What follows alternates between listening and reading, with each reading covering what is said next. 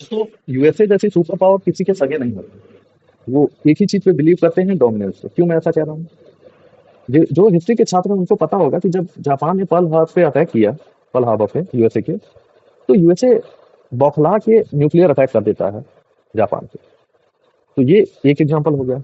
दूसरा एग्जांपल, ये Iran Israel war ना होके ये डायरेक्टली वॉर है ईरान और यूएसए का। क्यों मैं ऐसा कह रहा हूँ? इसका रीजन ये है कि यूएसए को मिडिल ईस्ट में कंट्रोल चाहिए, और उसके लिए यूएसए कुछ भी कर सकता है। ठीक है, यूएसए इन्वॉल्व करता है इसराइल को। इसराइल की तो मजबूरी भी है वॉर लड़ना ईरान से, क्योंकि उसके अस्तित्व पे खतरा है। ठीक है, वॉर शुरू होता है। पर यूएसए को एक चीज और पता थी कि जब वॉर शुरू होगा तो हो सकता है कि गल्फ कंट्री फेस हो जाए, या फिर ये भी हो सकता है कि यूएसए की कंट्रोल जो मिडिल ईस्ट पे हिलने लगे। तो इसकी तैयारी सितंबर या फिर उससे पहले ही यूएसए ने कर दी थी। कैसे? आप सबको याद होगा, सितंबर में ट्रंप ने अफगानिस्तान से उनका बाग्राम एयरफील्ड मांगा था, जिसे अफगानिस्तान की सरकार ने मना कर दिया था। ठीक है, मना कर दिया। फिर उसके दौरान से ही और साथ में इंडिया के अटैक के दौरान से ही एक चीज कंटिन्यू देखने को मिल रही थी कि पाकिस्तान के सपोर्ट में प्रेसिडेंट ट्रंप कंटिन्यू बोलते रहे। क्यों बोलते रहे? उसका भी रीजन था, क्योंकि उनको एक चीज पता है, पाकिस्तान वो ऐसा कंट्री है जिसको 2 रुपए 4 रुपए भेजोगे तो तुम्हारे लिए कोई भी काम करने को तैयार हो जाएगा। ठीक, इसका फायदा उठाते हुए प्रेसिडेंट ट्रंप ने ईरान के जो लीडर हैं उनको और उसके मिलिट्री ऑफिशियल को, मुनीर को, कंटिन्यू फंडिंग करना शुरू कर दिया। क्रिप्टो से लेके साथ ही साथ मिनरल फंडिंग, उसके बाद एफ सिक्सटीन के मेंटेनेंस का पैसा, आईएमएफ जैसे लोन, ये कंटिन्यू दिलाता रहा यूएसए। क्यों?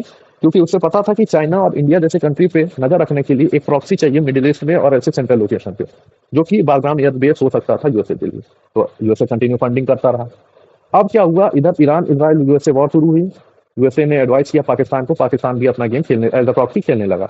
कल अफगानिस्तान पे अटैक किया, जिसमें मासूम 400 लोगों को मार के और 250 लोगों को इंजर्ड कर दिया है पाकिस्तान ने, एक हॉस्पिटल पे बॉम्बिंग करके। तो ये दर्शाता है कि एक जैसे मिशनरी होते हैं ना, मिशनरी किलर्स का एक सीन होता है कि वो पैसों के लिए किसी का भी और किसी भी हद तक जा सकते हैं। तो पाकिस्तान एक ऐसी कंट्री रहा है हमेशा अफगानिस्तान यूएसए के लिए, कि जो यूएसए के पैसों के लिए, यूएसए की मदद करने के लिए किसी भी हद तक जा सकता है। उसका ये परफेक्ट एग्जांपल अभी के वॉर में देखने को मिल रहा है।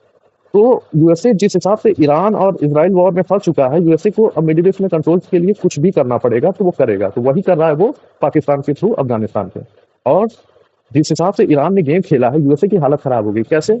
जो यूएसए को हमेशा सपोर्ट करती थी नाटो कंट्रीज, यूरोपियन यूनियन, वो आज यूएसए को बैकअप करने या सपोर्ट करने से पीछे हट रही हैं।